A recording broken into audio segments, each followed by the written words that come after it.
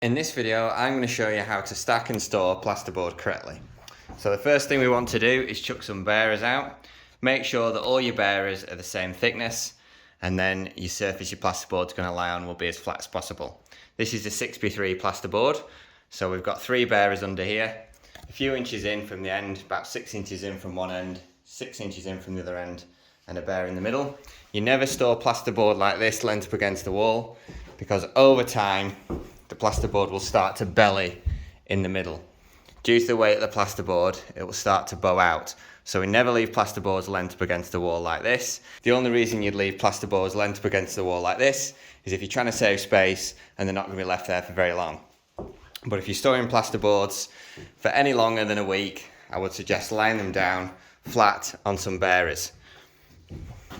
The bearers give a nice flat surface for the plasterboard to sit on.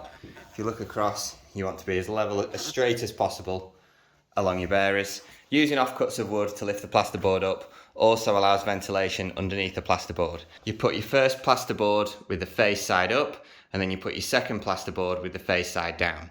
This reduces the risk of damaging the face of the plasterboards.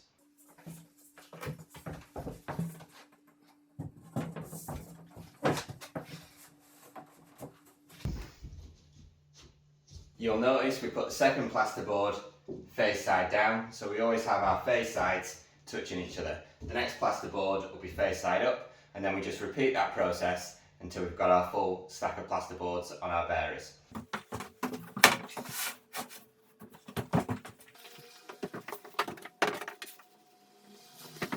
As long as there's no great variations in temperature or moisture, your plasterboard will be absolutely fine. So this will be absolutely fine for a couple of weeks, laid on some flat bearers on the ground.